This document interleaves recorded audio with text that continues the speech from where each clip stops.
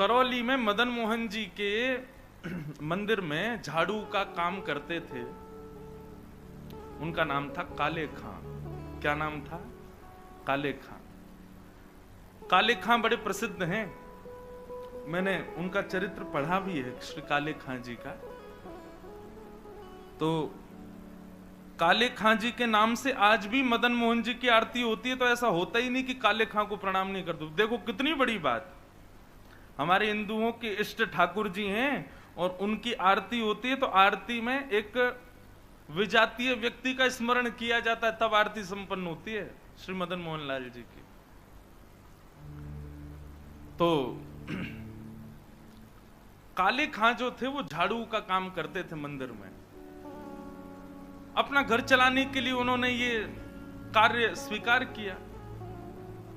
परंतु देखो यहां बहुत सारी बातें इसी कथा में सिद्ध हो जाएंगी। ठाकुर जी के प्रति प्रेम होने के लिए हमको हिंदू धर्म में होना, एक भक्त कुल में जन्म लेना, या हमारा एनवायरमेंट भक्ति युक्त होना जरूरी हो, ऐसा नहीं है। रैदास जी कहते हैं, सो ही सुहागन प्रिय जाहि रीझें। भक्ति वो ही कर सकता है जिससे ठाकुर जी रीझे हों। इसलिए अपने लिए ताली बजा लेना कि हम लोग कथा सुन रहे हैं, तो इसका मतलब ठाकुर जी हमसे रीझे हैं। आप अपनी इच्छा से सुन ही नहीं सकते, मैं अपनी इच्छा से सुना ही नहीं सकता। यदि मैं बिहारी जी जा रहा हूं, मैं कथा में आ रहा हूं, मैं वृंदावन जा रहा हूं, तो इसका मतलब यह बात निश्चित है कि ठाकुर जी मुझसे प्रीति करते हैं, इसीलिए संभव है। वो नाराज हो जाएं तो हमारी मजाल क्या जो हम अपने बिस्तर से उठ के और कहीं नहा धो करके बिहारी जी भी चले जाएं? नहीं जा सकते। वो अपनी महफिल में हमको दाखिल कर लेते हैं, अपनी आंखों के आगे हमको खड़ा कर लेते हैं, इसका मतलब वो भी हमको देखना चाहते हैं, इसीलिए। तो काले खां एक विजातीय व्यक्ति, हिंदू भी नहीं था, केवल अपने घर को चलाने के लिए झाड़ू का काम करता था मंदिर के पास। इसी बहाने उसको कभी कभी मदन मोहन जी दिख जाते थे। अब देखते देखते, झाड़ू लगाते लगाते, अब उसकी आदत में आ गया कि अब वो बिना श्याम सुंदर को देखे रह नहीं पाता। रोज मंदिर में जाता, झाड़ू लगाता और पीछे सीढ़ियों पे ही खड़ा हो जाता। अंदर तो जाने की उसको अनुमति नहीं थी। तो वहीं से भीड़ जब इधर उधर होती थी तो बीच में से थोड़ी सी झांकी श्री मदन मोहन जी की उसको दिख जाती थी। मानो उसको ऐसा लगता था उसका हृदय परम शीतल हो गया हो, परम आनंदित हो गया हो। धीरे धीरे भक्ति प्रस्फुटित होने लगी हृदय में। अब तो ये स्थिति हो गई कि मंगला में पहुंच जाता और शयन करा के ही घर आता था वापस। और इससे परिणाम ये हुआ कि पत्नी जो थी काले खां की, वो बड़ी बरसती थी। परिवार के लोग उसको काफिर बोलते थे। बोले बताओ, जन्मा हमारे कुल में, कभी खुदा को तो याद करता नहीं, वहां पत्थर पूजने चला जाता है, इस प्रकार की बातें बोलते। लेकिन उसको किसी से कोई फर्क नहीं पड़ता। वो तो और आनंदित हो गया जब उसकी पत्नी उसके बिल्कुल विपरीत होती चली गई, तो वो तो और खुश हो गया। बोले बढ़िया है, जो बीच में दोपहर में भोजन करने घर जाता था, अब उसका भी मन नहीं करता मेरा। क्यों? चिक चिक करेगी, लड़ेगी मुझसे, इससे बढ़िया मंदिर में पड़े रहो। अच्छा एक बात कहें, मैं अपनी कथा में कहा करता हूं, हमारे संबंधी यदि अनुकूल हों तो ये बिहारी जी की कृपा, लेकिन हमारे संबंधी यदि प्रतिकूल हों तो ये समझो बिहारी जी की डबल कृपा है। कथा में 3 प्रकार के लोग आते हैं। पहले इच्छुक, दूसरे आमंत्रित, जिनको निमंत्रण आमंत्रण भेजा गया है, और तीसरे जो घर परिवार और संसार से दुखी हैं। 3 प्रकार के लोग कथा में आते हैं। यहाँ हो सकता है एक आध लोग ऐसे बैठे हो कि घर जाएंगे तो क्या, कुछ नहीं, सब लड़ेंगे झगड़ेंगे, पीछे पड़े रहे, इससे बड़े कथा में ही बैठे रहो। तो मंदिर कथाओं में जाने वाले 3 प्रकार के लोग होते हैं, इच्छुक भक्त, आमंत्रित और दुखी दुखियारे बेचारे। तो काले खां को तो और अच्छा लगता, पत्नी बेचारी ऐसी विमुख हो गई कि अब तो वो पूरा दिन ही मंदिर में ही निकालता। लेकिन काले खां की व्यवहार धर्म में एक पीड़ा थी कि उनको कोई संतान नहीं थी। घर परिवार के लोग सब उसको बहुत डांटते थे। बोले अरे तू खुदा को भजा कर, वो तुझको संतान देंगे, वो तेरे को बेटा देंगे, तू किसको भजने चला जाता है, खुदा को पुकारता ही नहीं है, इसीलिए तो तेरे बालक नहीं हो रहा। अब तो रोज की इतनी चिकचिक हो गई कि काले खां एक दिन मंदिर गया, मदन मोहन जी का श्रृंगार दर्शन कर रहा था, दूर खड़े खड़े बोले हे मदन मोहन लाल जी, मुझे पुत्र की कामना नहीं है, मुझे संतान की कामना नहीं है, पर आपकी भक्ति करने में, आपसे प्रेम करने में बाधा बनती है मेरे परिवार के लोगों की बातें, और वो बातें तभी खत्म होंगी जब मेरे घर एक पुत्र हो जाए। हे नाथ, मुझे पुत्र की कामना नहीं, मेरी कामना तो ये कि सब चुप हो जाएं और मैं आपकी भक्ति करता रहूं, इसके लिए आप मुझे एक पुत्र दे दो। देखो कितने बढ़िया ढंग से ठाकुर जी से पुत्र मांगा, और कृपा ऐसी हुई कि कहां परिवार के लोगों ने जब ज्यादा बोलना प्रारंभ किया तभी खबर आई कि काले खां की पत्नी जो है वो गर्भवती। पहले तो आधे लोगों के मुंह बंद हो गए। काले खां भी सबको बोल देते, बोले तुम लोग कहते हो खुदा को भजो तभी बालक होगा, दो मेरे मदन मोहन लाल जी ने भेज दी संतान, अब देखना होगी। फिर ये हुई कि अब बेटी हुई तो समझेंगे कि इसके ठाकुर जी ने दी, बेटा हुआ तो समझेंगे हमारे खुदा ने दिया। बोले ऐसा नहीं, ये तो हमारे ठाकुर जी कृपा करेंगे, उन्हीं की कृपा से ही हो रहा है। और काले खां के यहां पर एक पुत्र ने जन्म लिया। जन्म लेते ही महाराज काले खां बड़ा खुश, इसलिए नहीं कि पुत्र हुआ, इसलिए कि अब सबके मुंह बंद हो गए, अब मुझसे कोई कुछ नहीं कहेगा, अब मैं निरंतर मदन मोहन लाल जी का खूब दर्शन किया करूंगा। लेकिन हमारे ठाकुर जी सीधी सीधी जीवन जिए कोई, इससे ठाकुर जी को आनंद नहीं आता। हमें बिहारी जी बड़े चतुर हैं, खुद टेढ़े हैं तो इसलिए भक्तों का भी जीवन टेढ़ा मेढ़ा ही कर देते हैं। ये बात आप सबने अनुभव की होगी। जीवन में अगर 10-15 दिन बड़े खुशी खुशी निकल जाएं तो चिंता और बन जाती है, अब पता नहीं क्या होने वाला है, 10 दिन से कुछ हुआ नहीं है मेरे साथ, निश्चित कुछ तो होगा। अब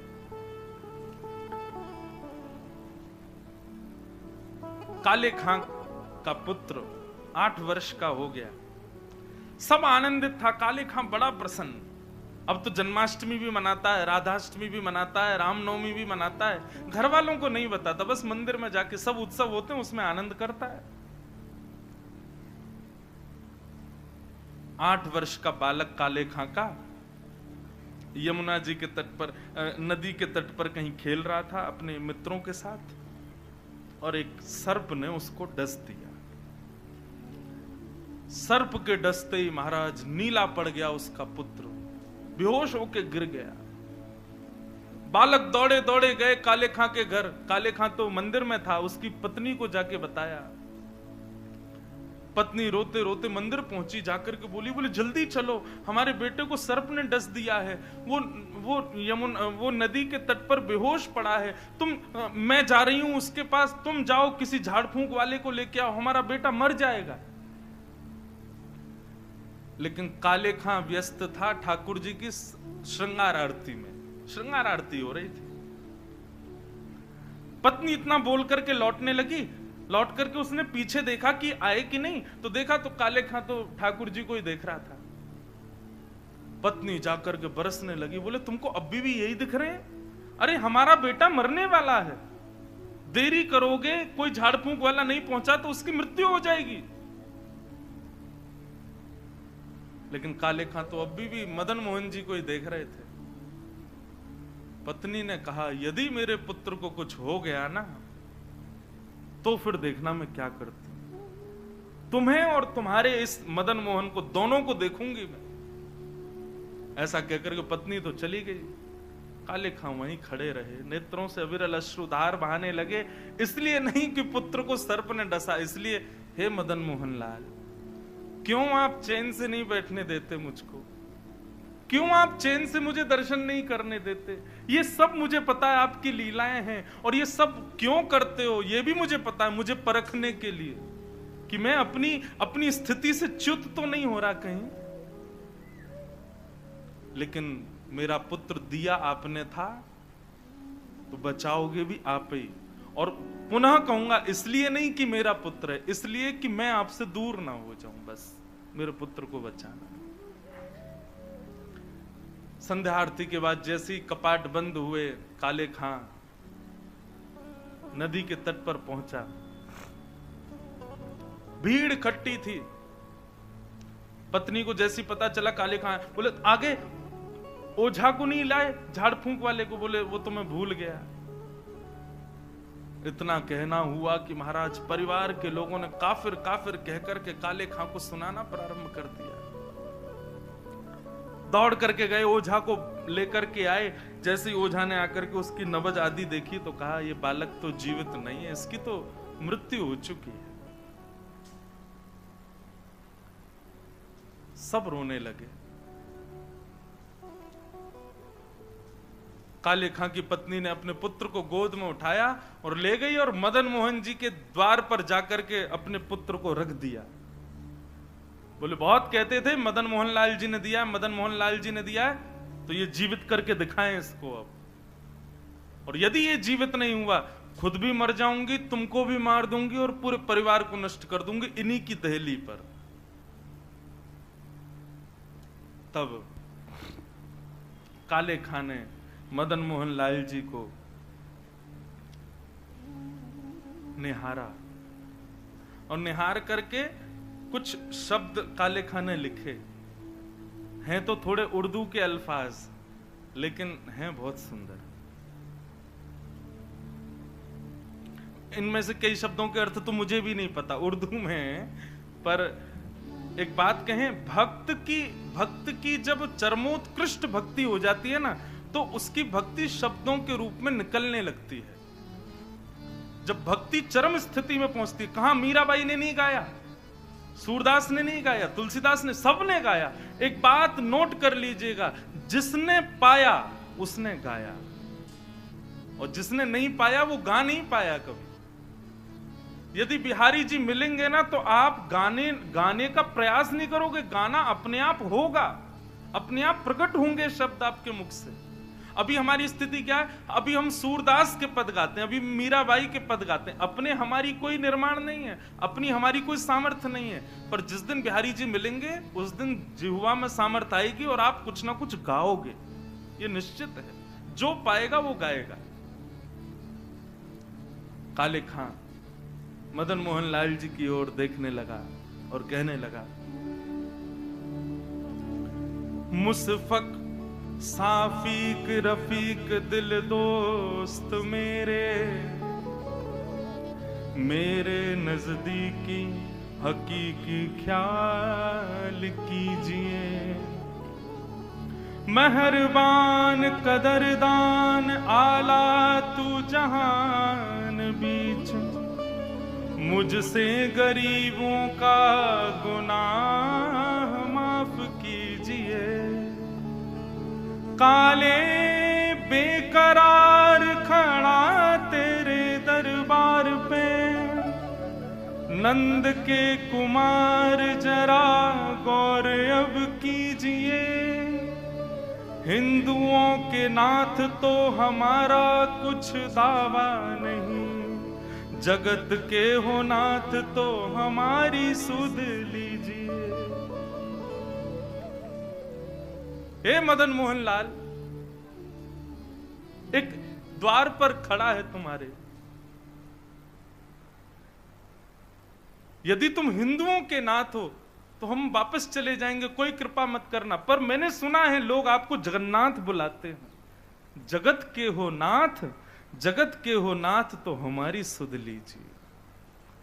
बस ये बात कहनी हुई, नेत्रों से अविरल अश्रुधार बहने लगे काले खां के, और देखते ही देखते जैसे ही अश्रुधार का एक बिंदु नीचे पड़े हुए काला पड़ गया था पुत्र विष के कारण, जैसे एक बिंदु जाकर के उस पुत्र के मुखमंडल पर पड़ी, पड़ते ही उसका जो काला वर्ण हो चुका था वो श्वेत होने लगा, और धीरे धीरे पुत्र ने आंख खोलनी प्रारंभ करी। उठ करके बैठ गया, देखने लगा, जल पी करके बोला, अब्बा अम्मी, जो उसके माता पिता थे उनको उन्हीं शब्द में पुकारा।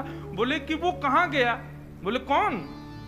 अरे अभी जो यहाँ खड़ा था, मेरे समान छोटा सा बालक था, मेरे जैसा ही सांवला उसका वर्ण था, मोर मुकुट पहनी थी, बहुत सुंदर उसकी मुस्कान, उसके ऐसे सुंदर नेत्र थे, वो मेरा सखा है, वो मेरे गले में गलवैयां डाल करके खड़ा था, कहां गया वो? और और ये भाव देखते ही वहां खड़े जितने लोग थे सबने मदन मोहन लाल जी को दंडवत प्रणाम किया। सब समझ गए, बोले किसने की है कृपा हमको पता है। तब से लेके आज तक श्री मदन मोहन लाल जी की आरती होती है तो आरती होते ही वहां का एक आरती पूर्ण होते ही एक पंक्ति गाई जाती है।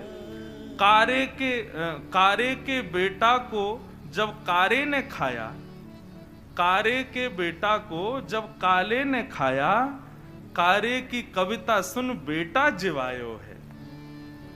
काले खां के बेटा को जब काले नाग ने खाया तब काले खां की कविता सुन करके उसके बेटा को जिवाने वाले बोल मदन मोहन लाल की जय।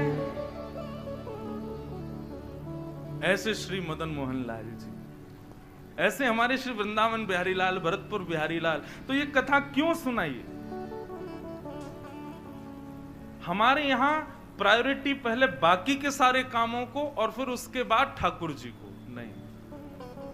यदि भक्त हैं, यदि वैष्णव हैं, यदि आप सांसारी हो तो निश्चित है बिहारी जी को चौथे पांचवें नंबर पे ही रखो।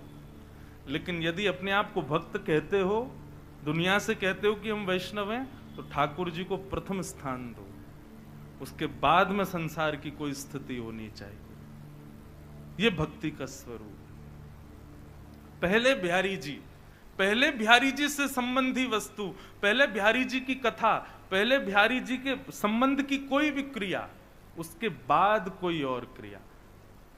और एक बात और कह दें सावधानी के रूप में, टर्म्स एंड कंडीशंस पहले ही बता दे रहे हैं।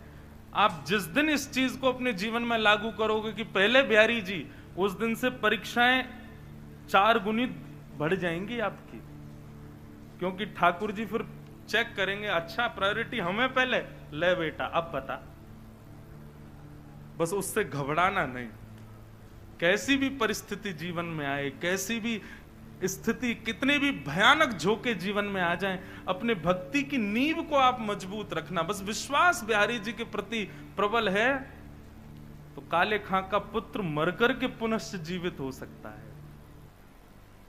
मीराबाई विष का प्याला पीकर के भी मृत्यु को प्राप्त नहीं कर सकती। गोस्वामी तुलसीदास का पूरा परिवार बिखरने के बाद भी वे मानस की रचना कर सकते हैं। गोस्वामी तुलसीदास जी का कभी चरित्र पढ़िएगा, कितने शत्रु थे उनके, कितनों ने मारने का प्रयास किया, लेकिन गोस्वामी जी का कोई बाल बांका नहीं कर पाया। बस ठाकुर जी विश्वास के लिए परीक्षाएं जरूर लेंगे, चेक करेंगे, देखें तो सही हम प्रथम प्रायोरिटी हैं कि नहीं, हम प्रथम स्थान पर हैं कि नहीं। इसलिए हमारा हाथ जोड़ के निवेदन, जो अपने आप को भक्त कहते हैं, पहले ठाकुर जी को प्रथम स्थान दीजिए, उसके बाद किसी और को। और इसी भाव को हृदय में धारण करके कथा सुनिए, सत्संग सुनिए, मंदिर जाइए कि प्रथम तो ठाकुर जी हैं, उसके बाद में कोई और।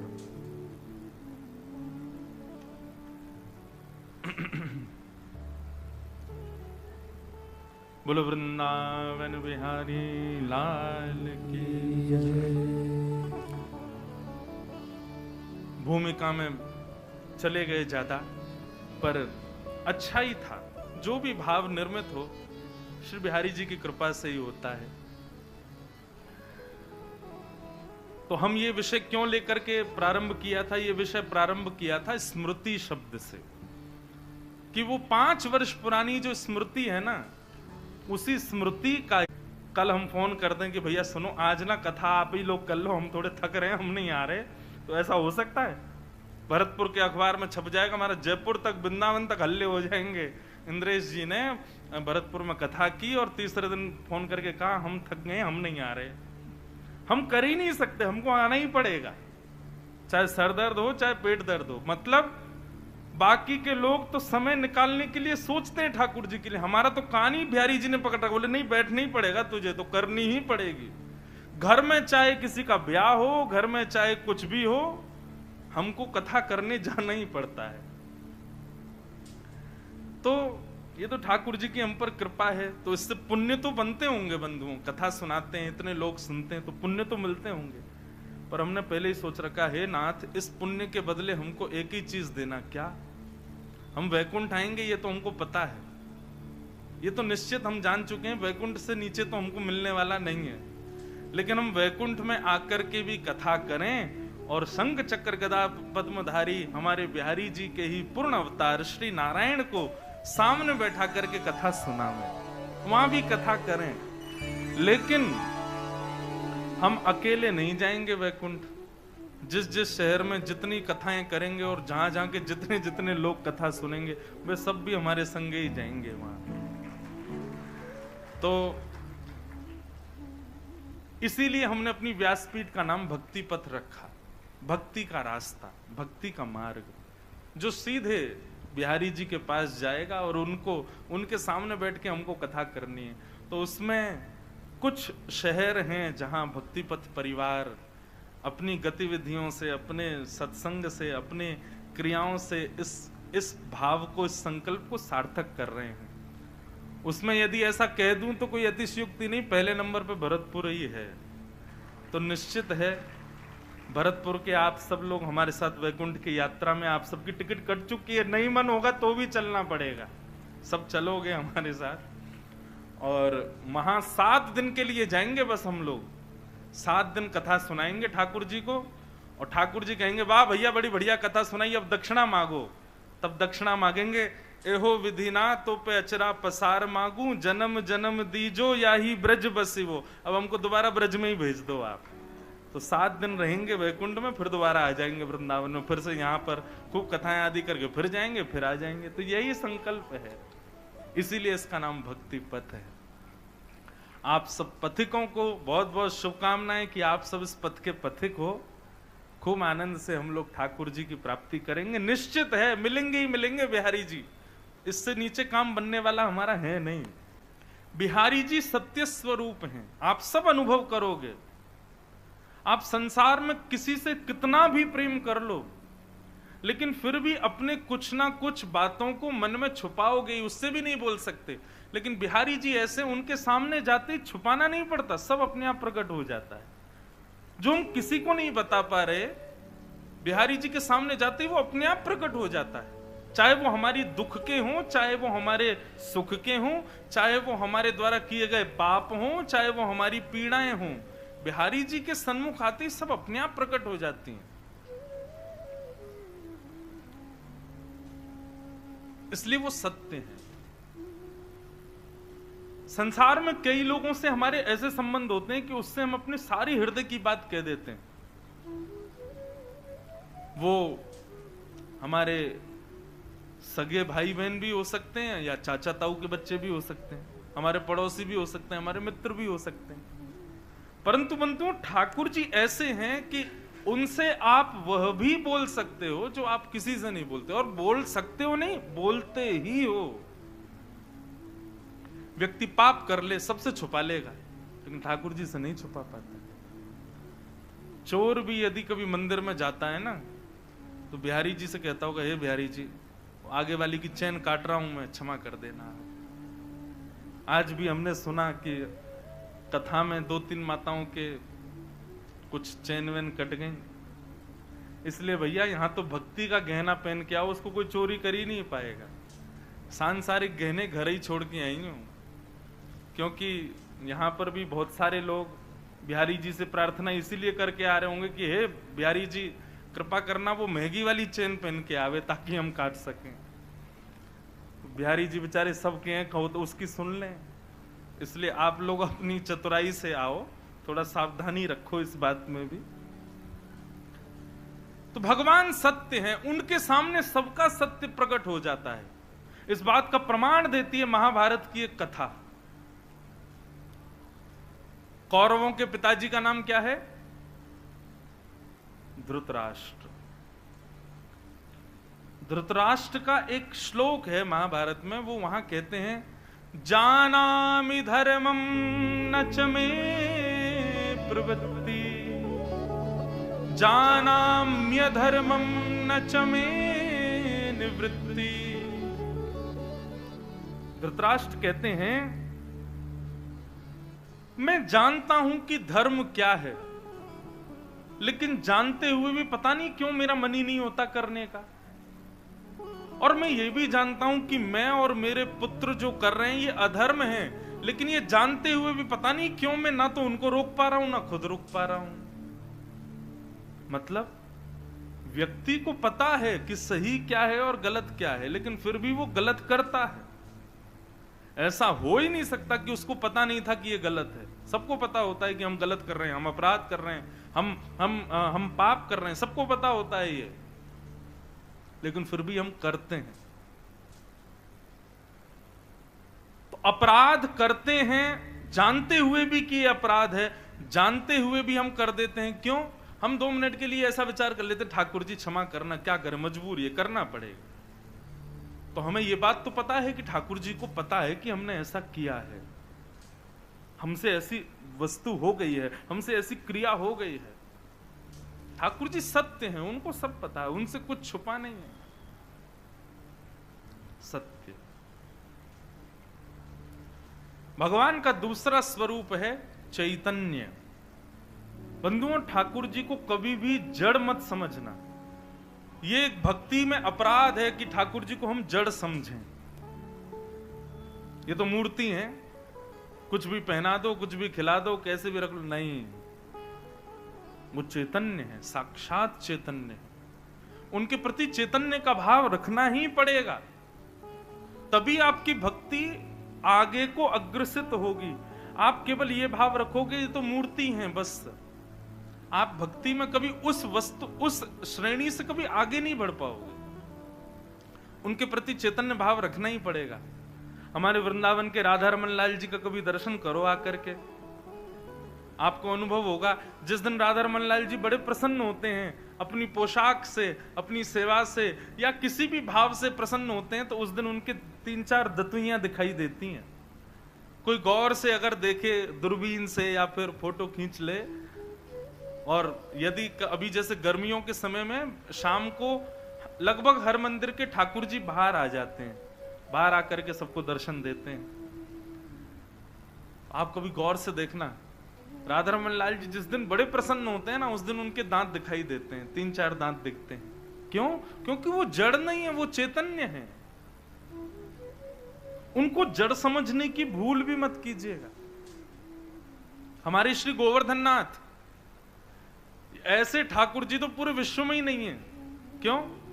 सारे मंदिरों में अपरस का भाव है, किसी को भी प्रवेश नहीं कर सकता कोई, लेकिन एकमात्र हमारे गोवर्धन नाथ जी ऐसे, यहां कोई भी चले जाओ, सबको अधिकार है, सब अंदर चले जाओ, सब गिरिराज जी को गले लगा लो। अच्छा देखो, एक बात और बताएं, ब्रजवासियों को अधिकार है कि जब श्री गोवर्धन जाएं तो किसी गोवर्धन शिला का भले ही अभिषेक ना करें, भले ही इत्र ना लगाएं, भले ही भोग ना लगाएं, लेकिन गले से जरूर लगा के आया करो, क्योंकि ये संबंध हमारा ठाकुर जी ने बनवाया था गिरिराज जी के साथ।